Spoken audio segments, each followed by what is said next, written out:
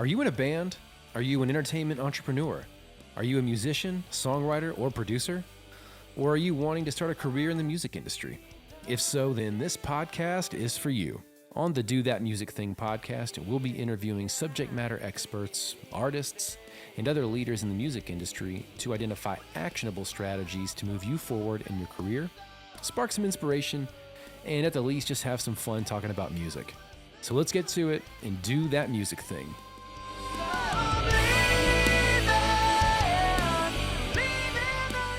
Todd Schlosser, welcome to the Do That Music Thing podcast. And Todd and I have been friends, co-workers, bandmates since 1999. Well, Todd and I's first interaction in music was through our high school metal band, a band, yes. Not the band, just to be very clear. Although I was in the band. In fact, I was band president and drumline captain my senior year. So, of course you were. Very proud of that. Of course you were. But Todd and I started making music in 1999, and we were in a regional. Can we say regional? Yeah, I think we so. we were in a regionally successful metal band. Recorded a couple of EPs, recorded a full-length album, and we got to play some pretty cool shows. That was our first time at the Exit Inn. But Todd, the reason why I wanted you on the show today was to talk about the experiences that we, and specifically you, had in the DIY music scene and how you have been able to apply those lessons, to be successful in podcasting, to be successful in content creation and streaming and in marketing. Side note, Todd is a bit of an internet celebrity. He is the horror virgin. So, well, okay. Yeah. But I'll let him talk. I'll let you talk more about that. Go ahead and introduce yourself, Todd. So as Chris was saying, I am sort of a podcaster now, I guess. But I would say that, Chris, you're right. Like, everything I know about what I do now for like my jobs, I learned in 99 and 2000, like just figuring stuff out ourselves, because we didn't have anybody who was like, hey, you're a high school band. We want to sign you and give you a shitload of money and put you in the studio and all that stuff, Like, that's not how things work in the real world. So like, you have to figure stuff out for yourself. Figuring out how to record drums or vocals or whatever, all of that directly impacted how I create content now. It's honestly a little bit easier because the democratization of like technology has made it very much easier to do anything you want to do, really. And so I got into, after the bands that we were in, and we still play music and write music and stuff together all the time. But, after we stopped like trying to be rock stars, right? After that high school band and then the Blackwater James little stint that we did, we sort of went our separate ways creatively, I think. And I got more into like video content creation, but all of that stuff I learned through stuff that we learned on the road with Blackwater James, or even with our first really bad high school metal band, because we had to learn how to do everything ourselves. So I feel like that DIY nature and the DIY spirit is the only reason I'm successful at what I do now. Yeah, and that's something to really keep in mind, I think, regardless of if you are in a band, because, like Todd mentioned, he applied the skills and the knowledge that he learned, or, that you learned, Todd, in being in a band, but you've applied it to other areas of your life, and it's made you really successful. So don't think that if you're on track to be a record executive, or if you're on track to be like a artist manager, never lose that DIY spirit. All those things that you learn, and you can apply them to that. You don't have to just be an artist or just be a musician. Oh man, I remember sitting in a Panera Bread, and you were literally like hard coding our first Blackwater James website. And we were like, I was like over your shoulder, like, oh, we should try and do this. You should try and do this. And you were just like figuring out how to code in HTML at a Panera Bread at like, 2 p.m. while we were waiting, I think, to open up for, I can't remember who it was, but like we had gotten to the venue super early, set up, and then went to Panera Bread to hang out for 6 hours before the show even started, and we were just like trying to do it there. And like, I learned through those types of experiences and like recording on our own and all that stuff, that like, just because I don't have the answer doesn't mean that the answer isn't available and someone is like waiting to explain it to you on Google or on YouTube. Like, I literally would just like type in, I don't know. One thing I do when I podcast is I edit a lot, right? And I was editing audio and there was a pop in between the edits. So I would just type in there's a pop in between my edits in Premiere Pro or whatever. And then there was a YouTube video that was like, oh, are you having this problem? I know how to fix it. And they showed you how to fix it. And then now I know how to do that. So like every little thing you need to know, there are like walkthrough guides online for pretty much everything. I want to surround myself with people who are like, I call them lifelong learners, people who are just like interested in how to do things and how to make things work, because I don't want to be around people who don't want to, who are like sedentary in their lives. People that just want to clock in Yeah. and call it a day, right? Yeah.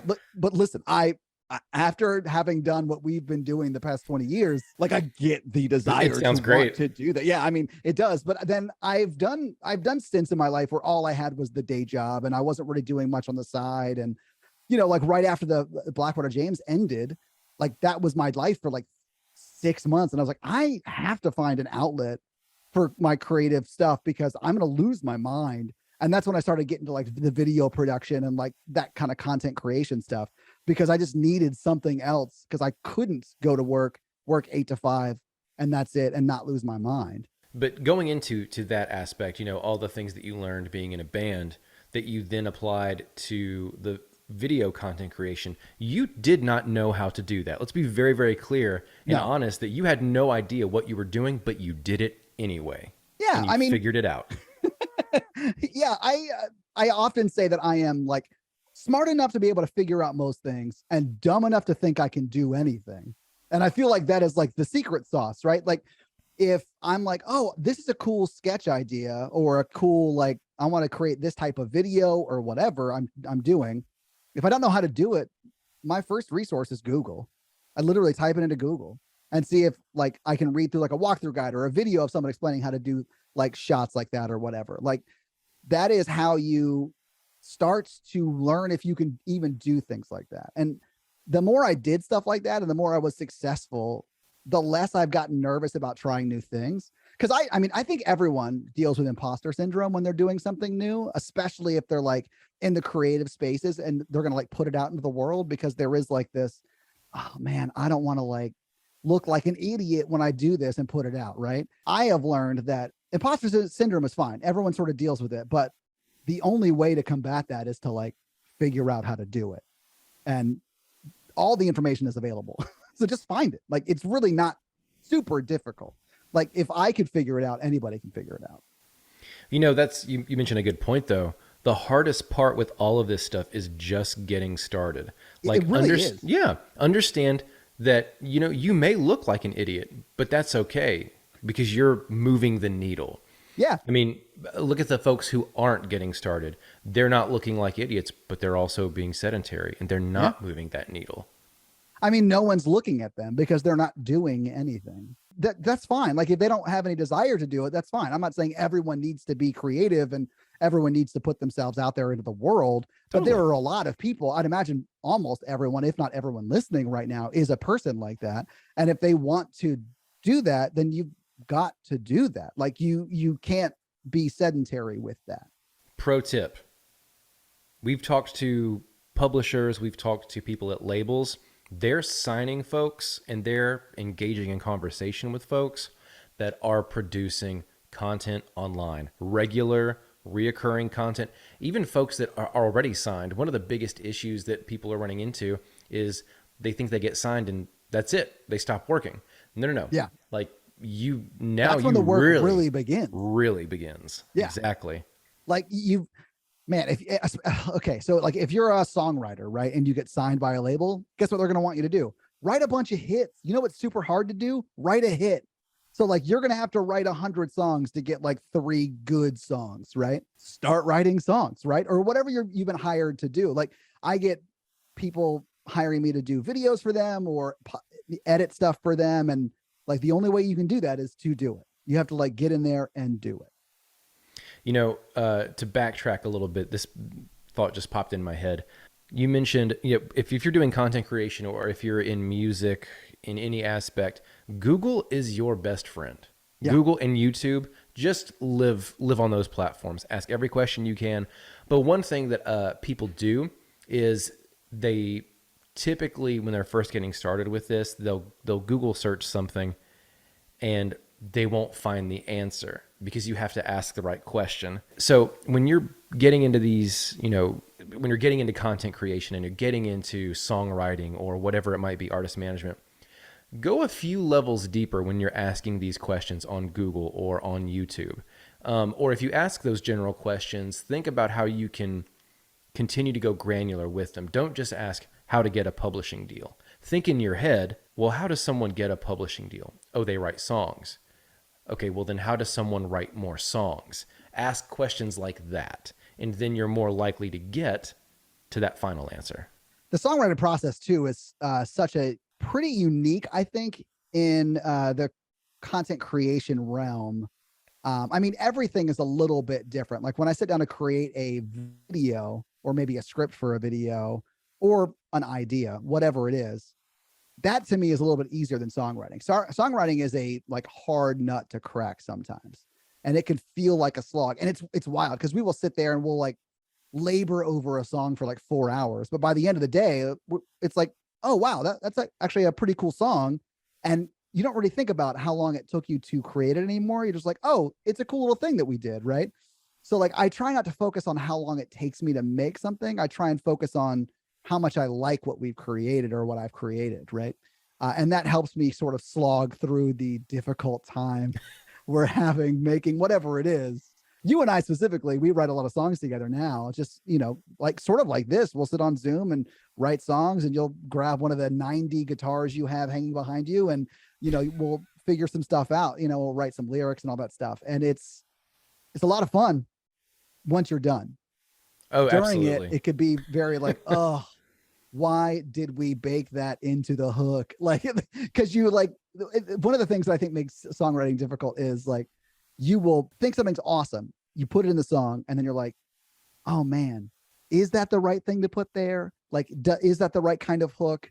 And if we do that hook, like, does it trap us later on? Do we have to then do things later on to tie back to that? Like, so there's like so much layering that goes on in songwriting that I don't think most people think about or consider. And that's just like lyrically. I'm not even thinking of like the mix or the production of the actual music that goes into the songwriting. I mean, like just the song itself, just like the lyrics itself. But once you get there, once you get to that final product, and always know as a songwriter, you always have the ability to rewrite.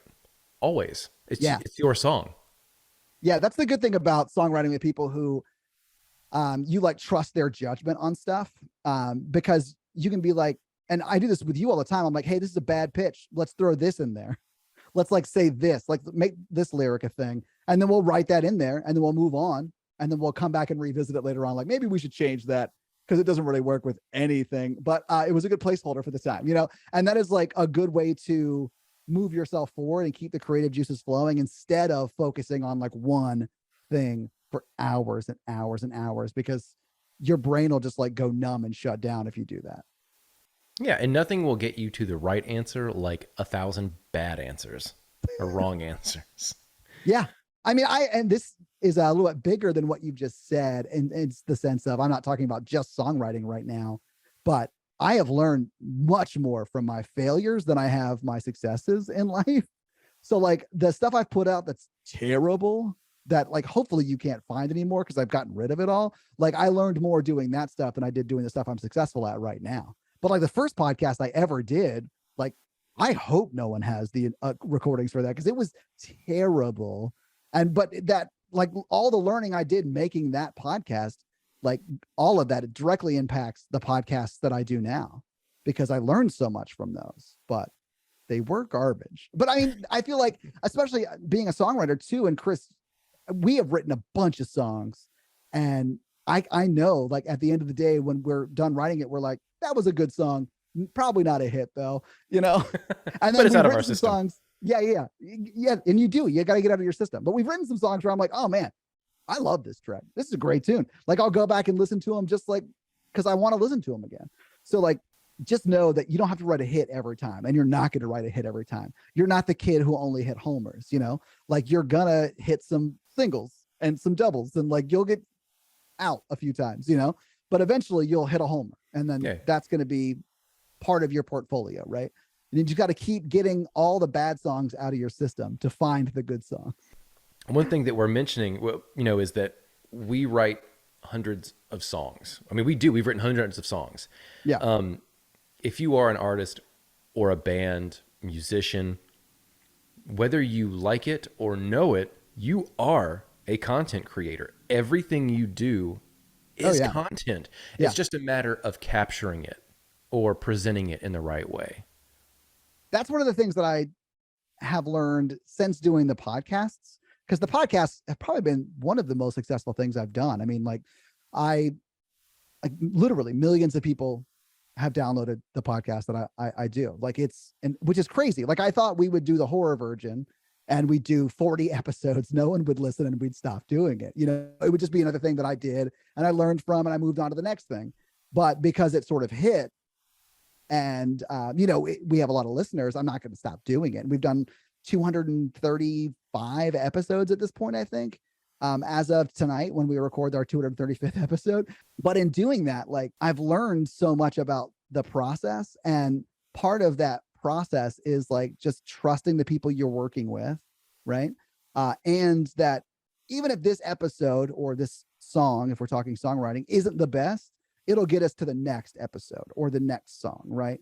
The key is to keep going. It's not necessarily to write a hit. Like my goal right now is to write a song, get it out of the system and move on, right?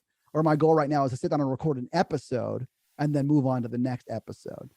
If you focus on just the mechanics of how you become a songwriter, you'll eventually become a songwriter because you're doing the work necessary to do that. You know, I had a really good conversation with Kevin McCarty, who's the CEO of the We Should Write Sometime app on your phone. If you're a songwriter, go download that now. It'll get you co-writes like that. But we had this conversation around how do you get signed as a songwriter to a publisher? Well, you have to write really great songs. Yeah. Well, how do you write great songs? You write more songs. How do you write more songs? Get co-writes. So, thinking from like a step-by-step process, like this leads to this, leads to this, that is very much, take that to heart. Because as an artist, content creator, just get started. Because that one step will lead you to the next one. To get back to the DIY theme of this episode, doing it yourself, you might think that you don't have the knowledge or skill set. We've already kind of given people, an idea how to get past that mindset. Go Google it. Just literally go Google the question, go YouTube the question, figure it out. But you might not think that you have the technology or the money. And our thing, Todd, was always like, if you've got one of these, you can do almost anything.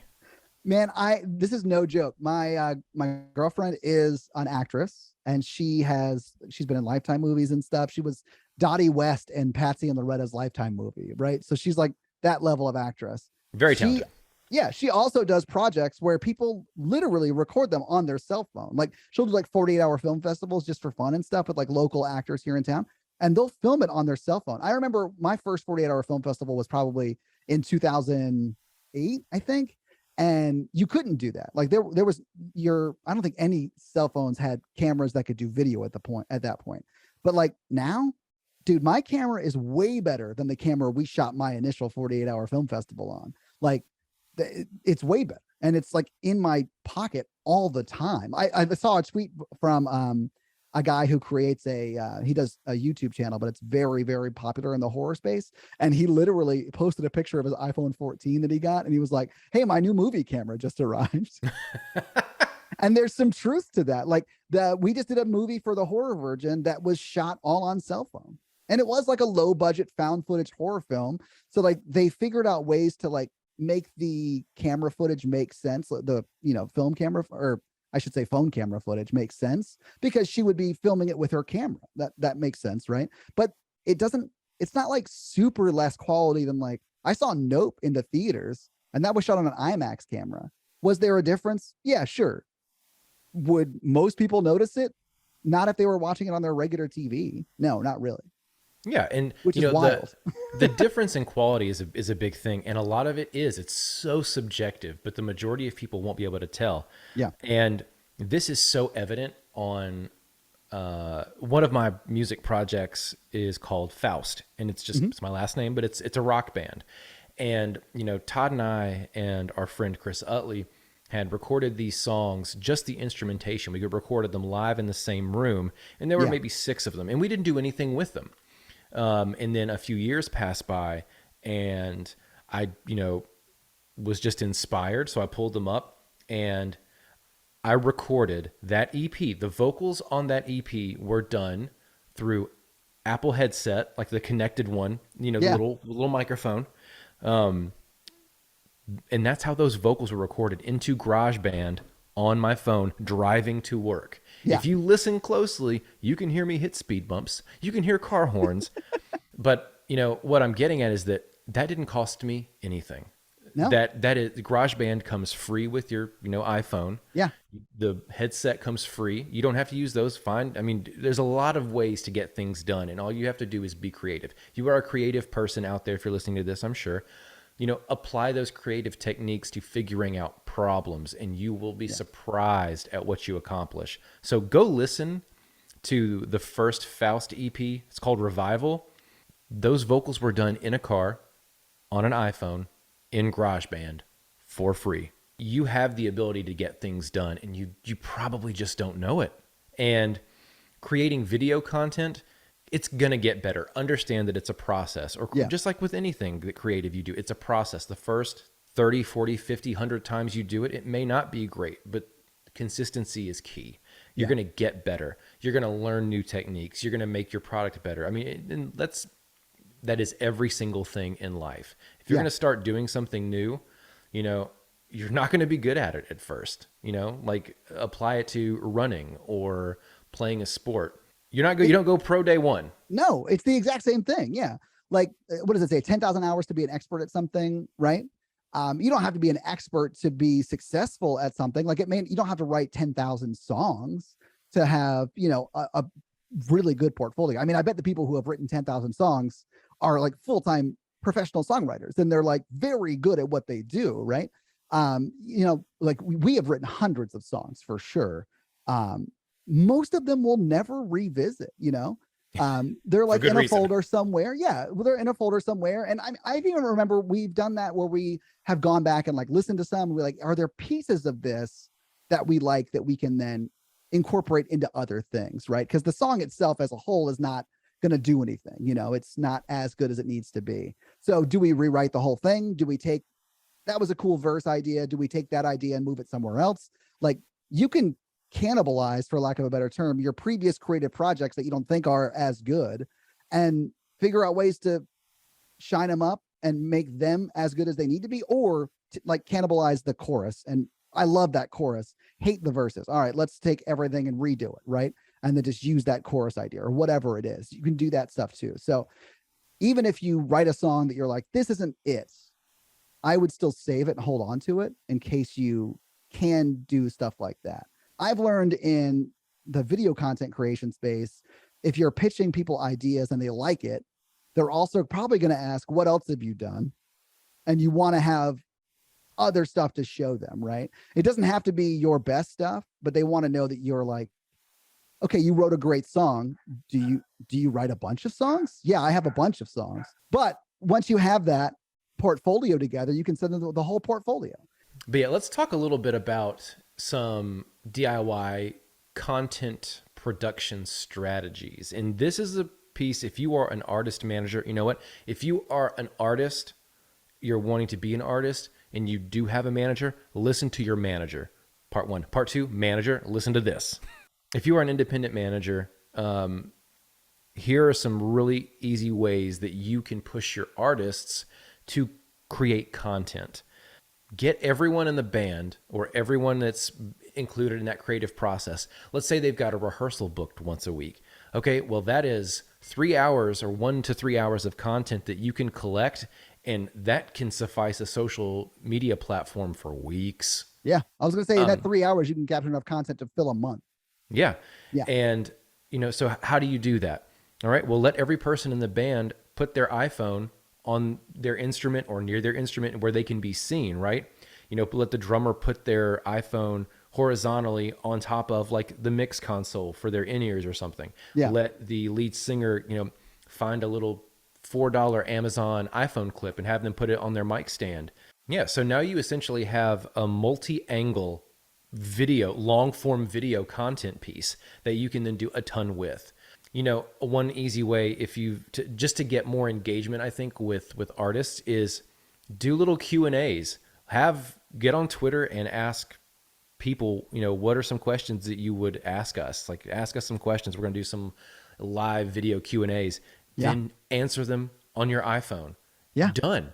Super easy. You can even do that like easy. on Instagram. Like you can put up, you know, I'm doing an AMA today, and just people will ask you questions, and then you just go through and answer them with your phone. You know, it takes nothing more than what you already have, assuming you have a smartphone, but most people do nowadays. Yeah, there are a ton of ways that you can collect and create. Really, with an artist, I think it's less about creation and more about collection, you know, because you are a content creator by trade.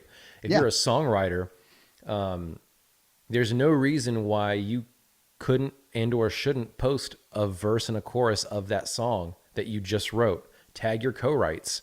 You do it all the time, and I love it. Like you tag me like once a week with like the title of the song we wrote, and either like a work tape mix of the song or another song that you wrote throughout the week or whatever, just to show what the song sounds like. I think that's the coolest thing. And it can't be difficult to do.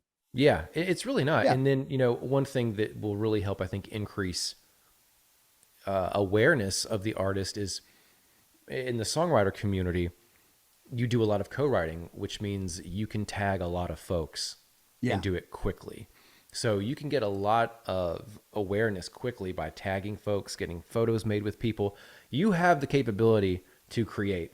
You know, if you are an artist or band, you're going to be doing live shows. Just set up a GoPro, set up your iPhone, just put it on like the front of house speakers, and just make sure that it's reversed, and, you know, do a video for each song. Just go up and doop, you know, press it when you're done. And now you have, you know, your songs live, and you can post them quickly on YouTube, Instagram, TikTok, whatever it might be. Just know that as an artist, you are loaded with creative content. The trick is collecting it. Let's talk about ways to diversify, you know, DIY content. Okay. Here's a good example right here. I am an artist, singer, songwriter, producer, but now I'm starting a podcast. I am diversifying my creative content, and I'm not using anything I didn't already have. Utilize what you've got when it comes to diversifying content. You know, it's just going to open you up to a different audience that consumes media differently. And also, it really just like supercharges your content production from a quantity standpoint. Can I give you an example of that? Give me an example. So here's an example of that inside the same medium, right? I already had a podcast called The Horror Virgin, where we break down horror movies. That was pretty successful. It was sort of on its way to getting more and more successful, and it's growing sort of every day. But we wanted to do more. We wanted to create something else, right? So we decided to, all right, let's stay in the movie realm. Let's stay in the podcast realm, but let's switch to romantic comedies and romance movies, right? Because that's probably a bigger target audience than people who love horror movies, right? Think about your friends who like romantic comedies and people who like horror movies. Like the circle of friends that like romantic comedies and rom-coms is probably bigger than your horror friends, right? So we were like, let's go after that.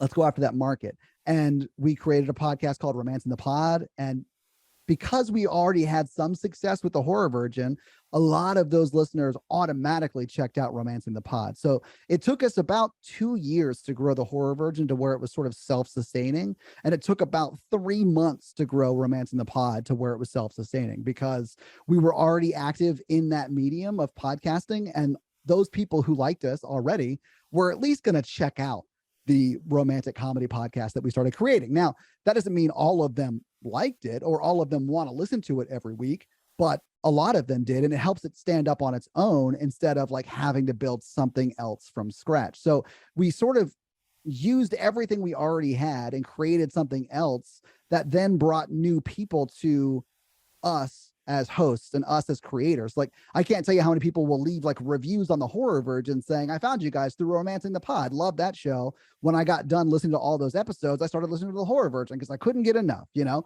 So like that is a very common way people find either of our shows. They'll either like, because they wanted to listen to a horror podcast and stumbled upon the Horror Virgin. Now they're listening to both every week because they found both the pods that way, right? So that's a great way to do it. Another great way to sort of diversify is also to, like, say you're a country songwriter and you are good at that. You've sort of are making a name for yourself in that. Why not try and write some straight up pop music or like rock tunes or whatever? Stretch your muscle, make yourself more creative, right? You're getting the experience of like learning how to write in a different, I wouldn't even say format, because it's still going to be very similar to like writing a country song, but there are some differences. So you're learning those differences. But also, like, if you're pitching yourself for like a publishing deal, you can say, yeah, I mainly write country, but I've also written a bunch of pop tunes, a bunch of rock tunes, whatever. And it's going to look like, to at least the people you're pitching yourself to, that you are not a one-trick pony. You're not someone who only writes country music. And I'll be honest with you, especially in the songwriter realm, they are going to want you to sort of be able to do everything. That is very attractive to them because styles change, things change in the music industry, and they want someone who can roll with that really well. So I think that's one of the things that we do well in songwriting, Chris. Like for Foust, we write rock songs together. With Majestic Swayze, we write silly, like Maroon 5-ish pop tunes together that honestly are my favorite. And then we also write country music together a lot. So like, I think it's helping us sort of stay grounded in songwriting, but also experience what it's like to write for other genres as well. And it's only helped us make connections. I think that has done more to help like connect us to people in the music industry than, you know, focusing on one lane and staying in that lane. You know, you bring up a really awesome point, and you didn't mean to gloss over it because it's just we do it all the time. But because of the DIY nature of how we were thrown into the music industry, we had to learn how to code. We had to learn how to video edit. We had to learn how to do all these things ourselves because we didn't have the funds. And what that did is that gave us a wealth of skills, you know, because we went out and learned how to do these things. And when you have this huge wealth of knowledge and this wide breadth of skills that you can provide someone else, your cachet increases almost immediately. Oh yeah. Because let's say you're a songwriter. Let's say that you're co-writing with folks pretty consistently, and it just so happens that one of those folks is an artist and a songwriter. Well, let's say that you've been DIYing for a few years and you know how to do a website and you know how to do video, and that person just casually comes up in conversation and says, man, I'm getting courted by some labels, and they said I really need to up my digital game, my website, or my internet presence. Yeah. I need a website. Well, guess what? You can build a pretty awesome relationship right there by saying, hey, I can build a website. I can do that. You. Yeah. And I'm going to be, I know a lot of people will disagree with me on this. Do it for free.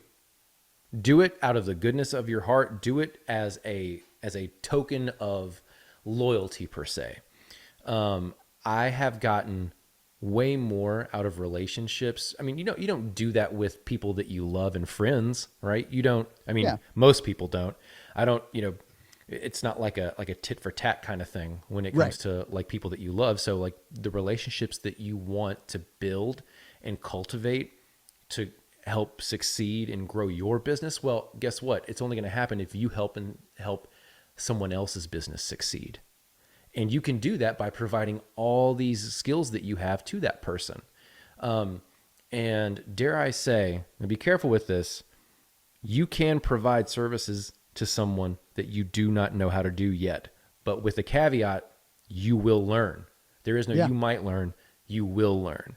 I think that, Todd and I are kings of, say yes and then figure it out. Yep. The answer always exists. One saying that I've had for a while now, and it's kind of become a joke in my corporate life as a marketing leader. Someone will come into my office and say, I don't think this can be done. I can't figure it out. And I'll just lean in close and I say, love this quote. you ready? Uh-huh. Have you exhausted all the options? Because there's only one answer. And the answer is always No. no. If you haven't been successful, you have not exhausted all options. There is always a way. It may not be the way that you want, which is a hard pill to swallow, but there's a way. Yeah. And it's up to you to figure it out. But to circle back to the whole relationship thing, you have skills that can provide value to other people. And always keep that in mind. You can provide value to someone, whether it's a co-write, whether it's helping someone book shows, going to see someone else's shows or writers' nights, or being an extra in someone else's music video, or asking to edit someone's music video.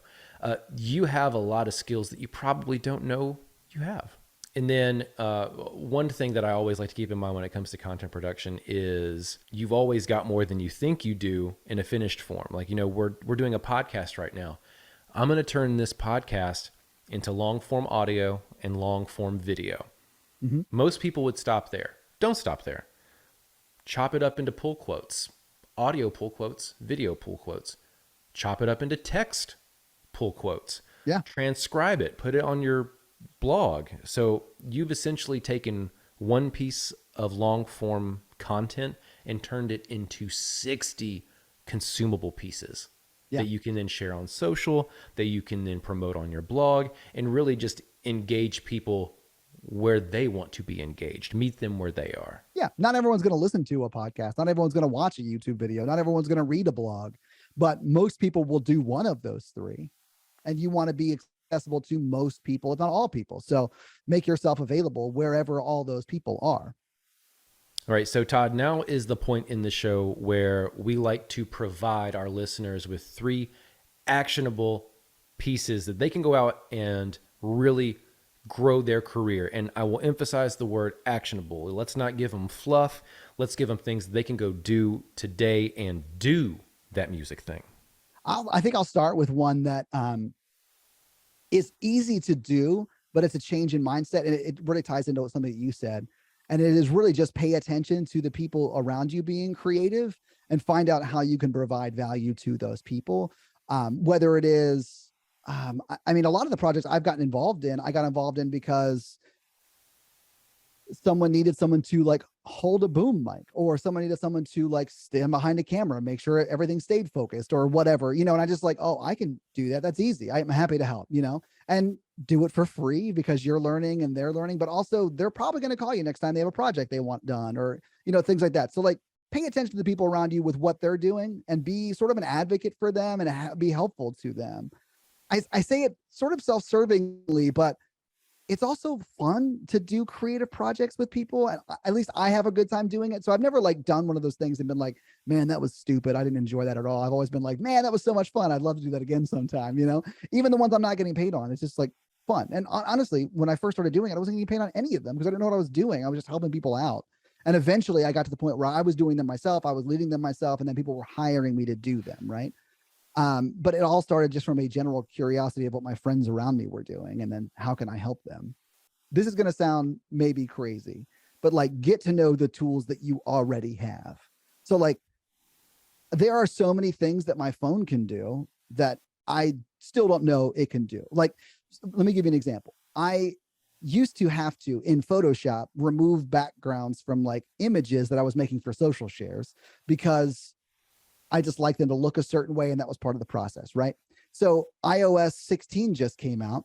And now with a picture, I can click on the thing I want it to like remove from the background, and it will automatically do that for me, thus saving me like, I don't know, maybe 5 to 30 minutes, depending upon the image, right?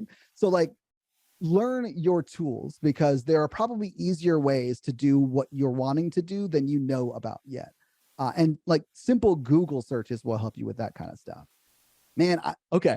So Chris, I think you should do something that scares you. So like, if you wish you had always gotten to like sketch comedy or something like that, write a sketch and shoot it. Like do it. Actually do one. And if you love it, and when I say it, I mean the process of it. Because it's very possible. If this is the first comedy sketch you've written and recorded, it's going to suck. And that's fine. You don't have to show it to anybody. It can literally just be like a learning experience about how to write a script and how to make it funny or whatever you're trying to do, and then how to shoot it and how to frame things and all of that, right? You're getting practice. Just do something, right? Just get into it, whether it scares you or not, because you're going to learn along the way. You don't have to show it. You don't have to upload it, just figure out what it is that you want to do and then start doing that thing as if you've done it before. And now you are going to hit things that you don't know how to do, and just Google it, figure it out. Always just continue spinning your wheels on it until you gain traction and you can get through it. That is probably the hardest thing about being a creative and in a new space, is continuing to spin your wheels when you feel super frustrated because things aren't going the way you wanted them to go. But every time that happens, it's a learning opportunity, and you're only going to get better because you've done that. And you're only going to man, I can't tell you how many times I've been with clients, paying clients who are like, hey, I need you to do this thing because it's not working for me. And I'm like, I know exactly what is happening because I have had this problem before and I know exactly how to fix it. So doing these things will save you later on down the road, whether it's with songwriting or whether it's with video content creation or podcasting or whatever it is you're doing. Just do it. Just get out there and do it. There literally, if you have a smartphone, there is nothing stopping you from writing a movie and directing a movie. And I realize that sounds insane, but I literally just watched one that was a release in theaters.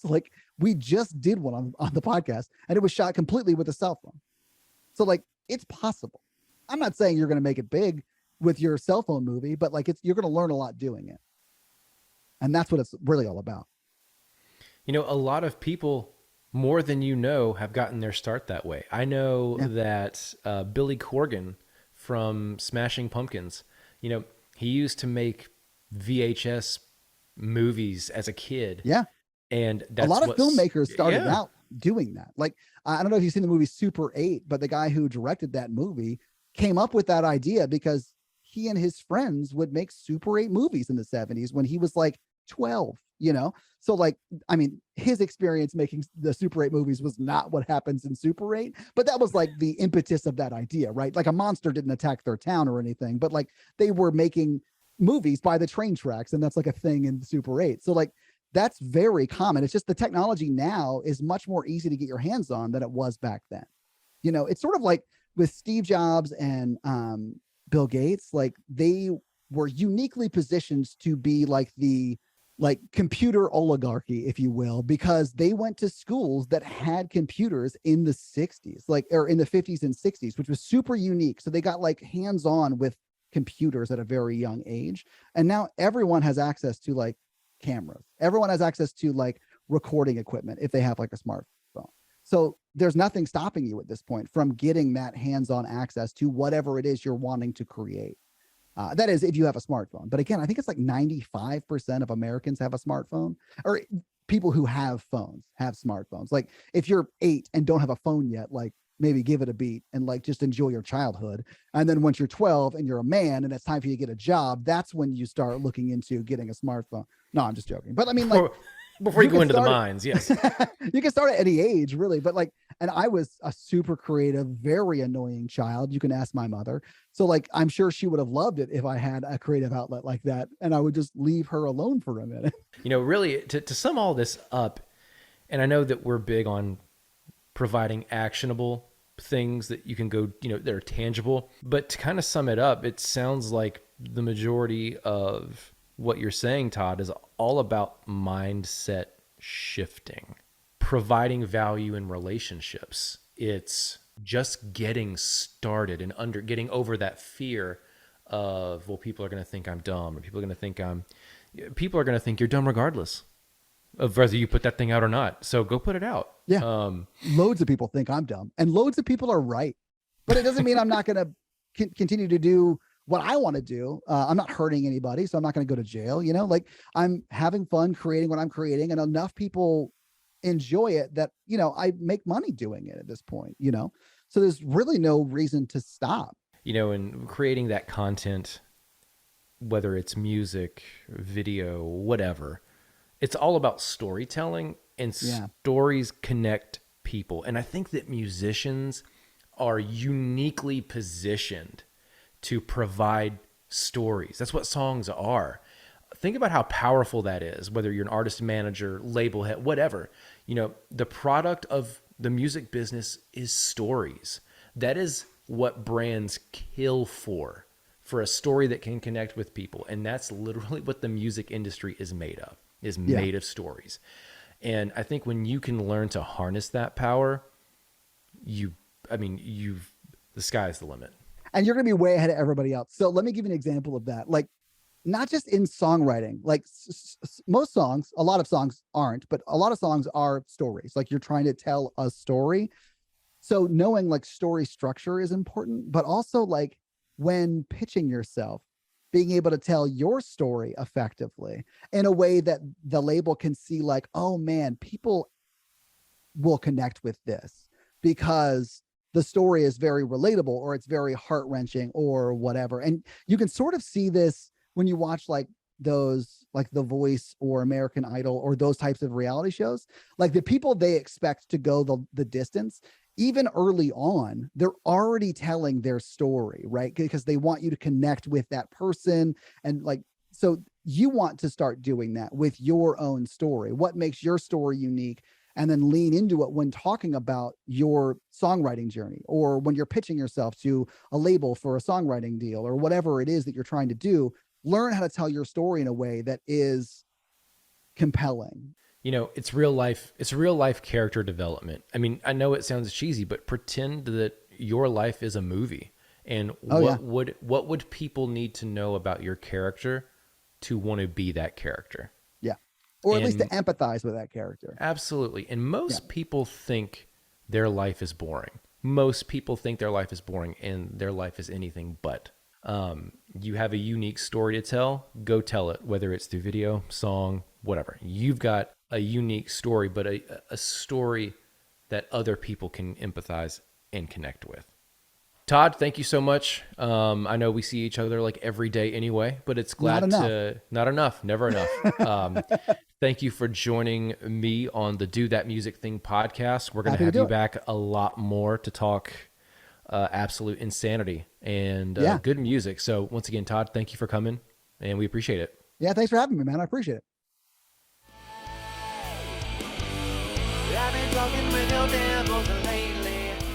Thanks for listening to this episode of the Do That Music Thing podcast. To learn more about me, the host, Christopher Foust, you can catch me online at christopherfoust.com, on Instagram at chrisfaustmusic, or on Twitter at chrisjamesgtr. If you'd like to be a guest on the Do That Music Thing podcast, please feel free to email me at chrisfaustmusic@gmail.com. If you're a fan of the show, head on over and leave us a 5-star review. Thanks for listening. I'm Chris Foust. Let's go do that music thing.